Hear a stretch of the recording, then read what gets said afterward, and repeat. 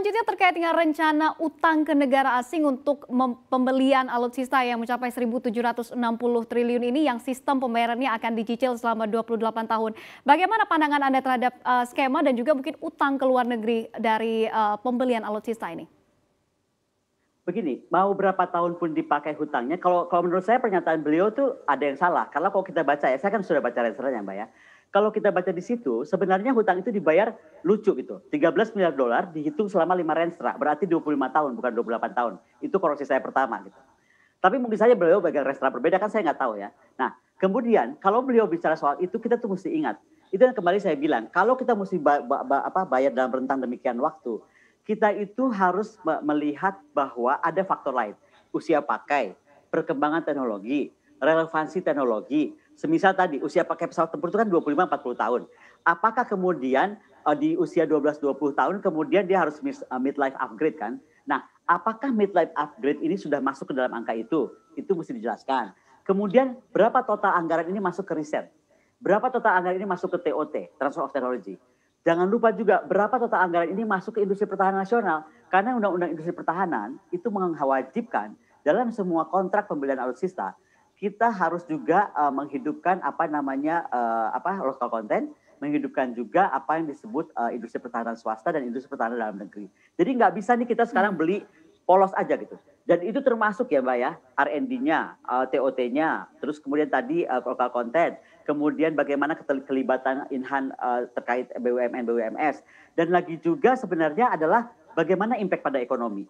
Ketika Pak Jokowi menyatakan bahwa defense budget itu adalah bukan spending tapi investasi, harap diingat Pak Jokowi itu sebagai presiden sudah mampu melihat bahwa kalau kita menjalankan ini dengan mid cycle yang betul, dengan hitungan yang betul, maka tadi ini akan berupa investasi, bukan mengeluarkan pengeluaran. Itu kenapa saya menghimbau Kementerian Pertahanan mengundang KPK masuk dalam fungsi KPK sebagai pencegah. Jadi KPK itu juga bukan cuma sebagai penindak, Mbak. Kalau kita baca tentang aturan KPK, dia punya fungsi untuk monitoring dan pencegahan. Untuk angka 1.760 triliun, ini angka bombastis karena satu APBN 2011 atau 2013 senilai itu. Maka menurut saya ini harus dikawal memang dari tahap perencanaan. Jadi ada jawaban, ini kan baru rencana, ini baru rencana, justru masih direncana, mesti kita kawal. Karena kalau sudah eksekusi, nanti kita kayak BLBI, orangnya udah mencar kemana, udah kabur ke luar negeri, baru kita bingung carinya mereka kemana, uangnya sudah terserap juga kemana, nggak tahu. Jadi menurut saya, adalah baik tujuan dari Kementerian Pertahanan, adalah baik bahwa kita harus mengupgrade semuanya, gitu. Tapi sekali lagi caranya. Kadang niat baik itu nggak bisa jadi baik kalau caranya salah. Contohnya, saya kan bertanya, apa sih gitu dengan angka-angka ini dari mana? Bukannya ditanya saya malah dibully gitu oleh Kementerian Pertahanan sendiri. Contoh dibilang bahwa saya akademisi yang berbohong, padahal terbukti yang berbohong sebenarnya bukan saya, udah saya lihatkan buktinya semua. Tapi ini contoh lagi ya. Bagaimana misalnya saya bertanya kepada Menteri Bappenas, karena saya nggak bisa menembus Menteri Pertahanan, saya tanya aja Bappenas, karena nggak mungkin Kementerian Pertahanan pinjam uang sebanyak ini tanpa KE tahu, ya tanpa Bappenas tahu.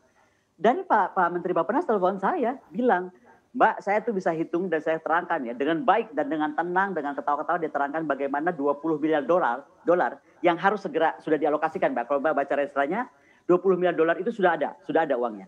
Itu diterangkan oleh beliau, ini buat ini, begini cara menghitungnya, ini cara pembayaran dan lain dan sebagainya. Lalu saya tanya dong, kalau gitu Pak Menteri yang 104 miliar dolar gimana hitungannya? Dijawab oleh beliau, oleh Menteri Bappenas nih. Itu juga saya nggak ngerti karena itu hitungannya di Kementerian Pertahanan. Nah itu kenapa saya sejak awal bertanya ke Kementerian Pertahanan, halo ini ada uang sebanyak ini. Kita ingin tahu sebagai rakyat. Harusnya kan dijawab aja seperti Pak Menteri Bappenas menjawab dengan tenang gitu. Nggak usah heboh. Menurut saya sekarang terjadi kehebohan karena kelihatannya bukannya dijawab, berlindunglah di balik rahasia negara, berlindunglah di balik ini perintah presiden. Betul presiden memerintah, tapi kita juga harus melindungi presiden. Jangan sampai presiden satu hari nanti di 2024 dipersalahkan gara-gara mengiyakan 1.760 triliun yang nggak tahu kemana penggunaannya gitu. Nah, bagi Anda yang ingin mengikuti berita ekonomi dan juga bisnis, jangan lupa untuk install CNBC Indonesia di App Store dan juga di Play Store.